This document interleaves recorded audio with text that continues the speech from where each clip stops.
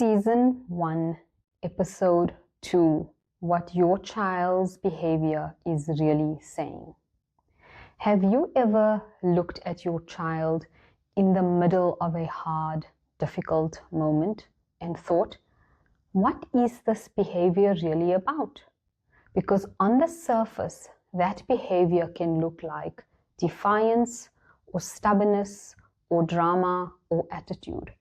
And sometimes, if we are honest, it can feel deeply inconvenient, usually at the exact moment you are trying to get out the door, serve dinner, answer a message, or remain a reasonably calm person. But what if your child's behavior is not only something to manage? What if it is also something to understand? Hi, and welcome to Love Your Child. I am Nabila Gangat, an educational psychologist, and this is a space for calmer, more connected, emotionally grounded parenting. In the first episode, Love is a Verb, we spoke about love as something we do. And now, in this episode, I want to stay with that idea, but take it one step deeper.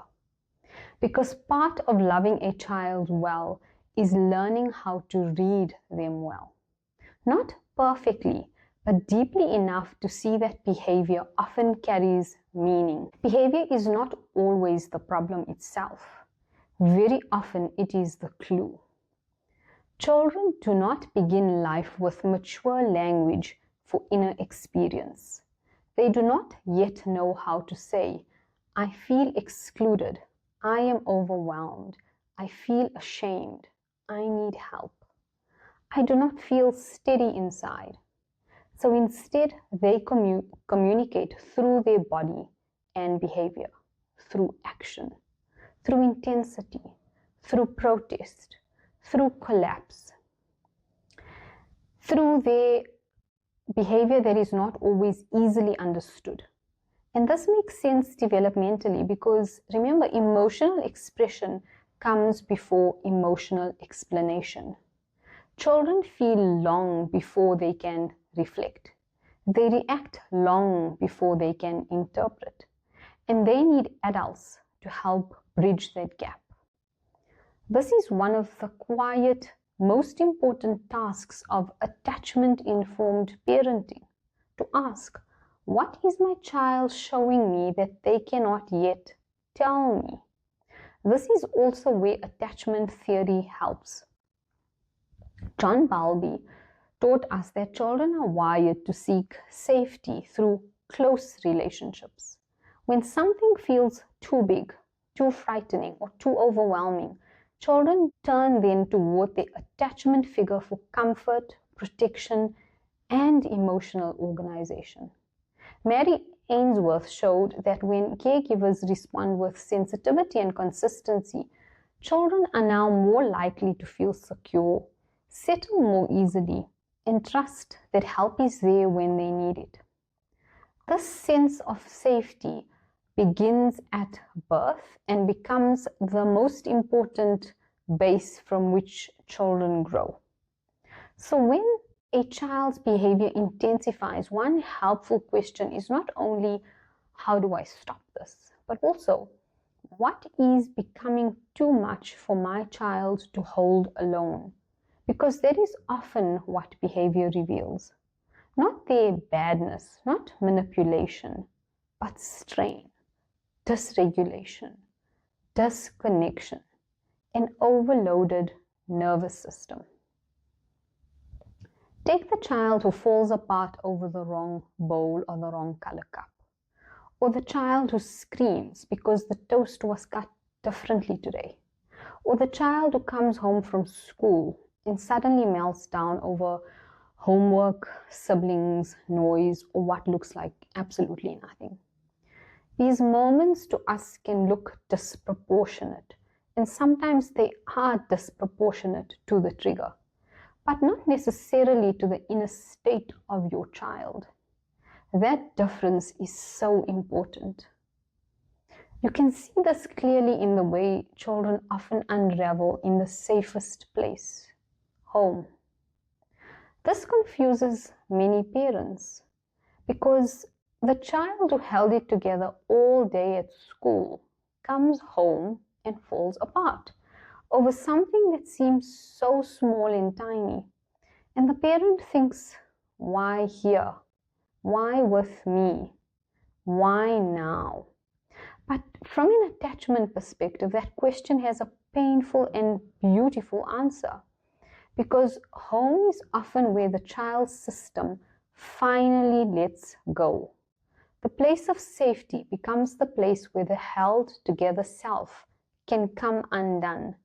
Not because the parent is doing something wrong, but because the child has reached the place where the strain can finally show.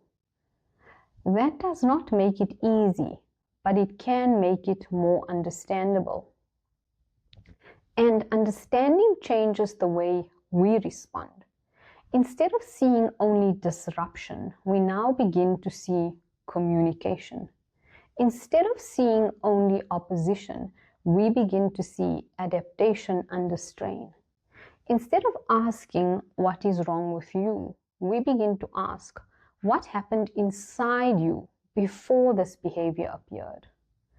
Let's take a child, for example, who hits. The behavior matters. Of course it matters. We do not ignore the hitting. But what if we were to stop at the action alone? Remember, we miss the emotional sequence that came before it. Perhaps the child felt left out. Perhaps something felt unfair. Perhaps frustration rose too quickly for the child's language, for example, to catch it. Perhaps their body moved before thought could organize that moment. So yes, the child needs the limit, but they may also need help with the meaning underneath the action.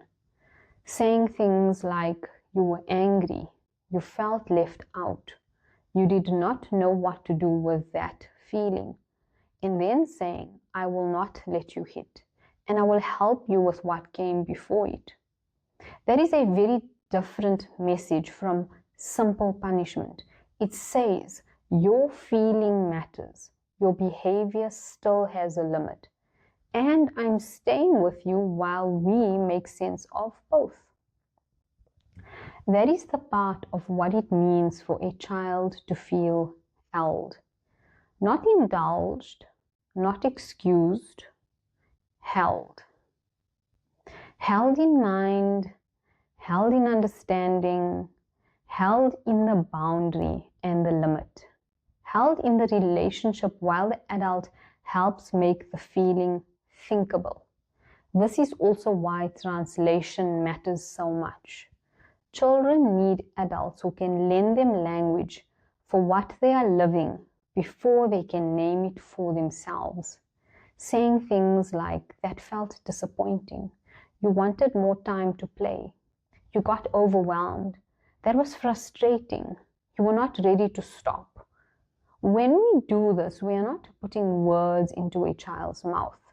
We are offering a bridge from body to meaning, from action to understanding, from dysregulation to reflection.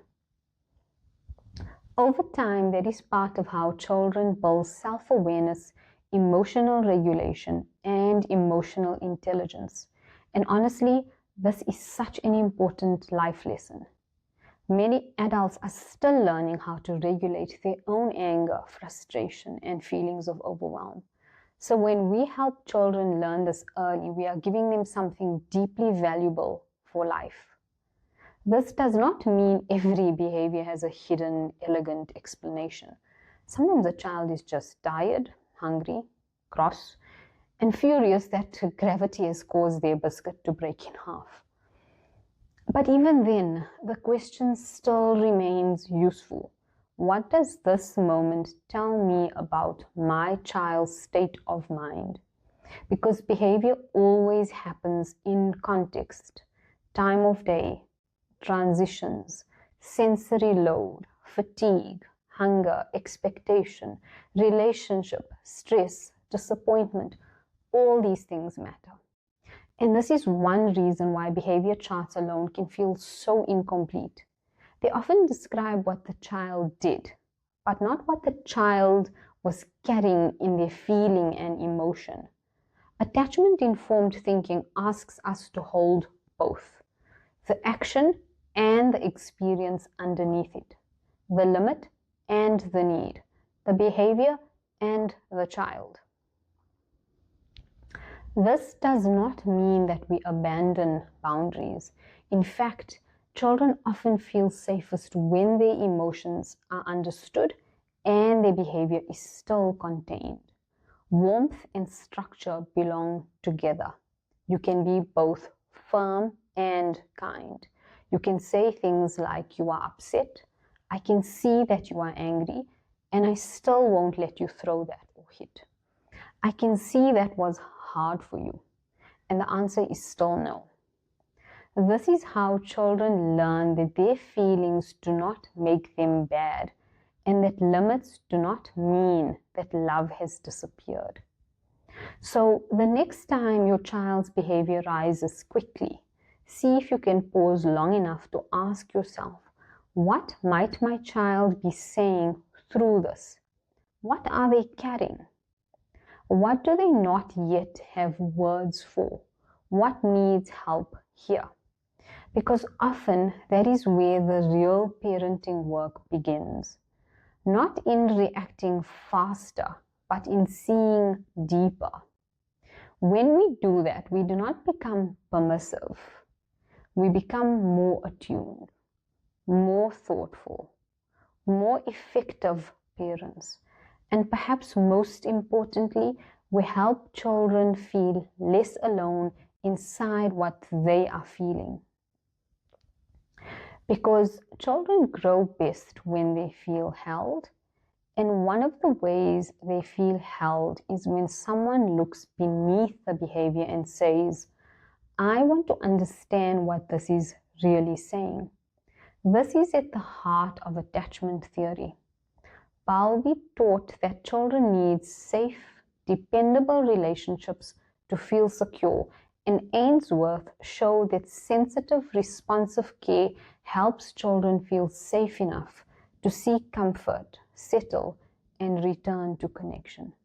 So when we try to understand behavior more deeply, we are not excusing it. We are helping a child feel safer in relationship.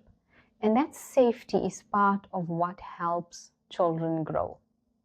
Because children do better when they feel safe, seen, understood, and most importantly, held. Before we end, a gentle note that this series is for educational purposes only. It is meant to support understanding and reflection, but it does not replace therapy, formal assessment, or individual psychological care. If you, your child, or anyone in your family is in immediate distress or in danger, please contact your local emergency services or go to the nearest emergency facility right away. Thank you for being here, and see you in episode 3.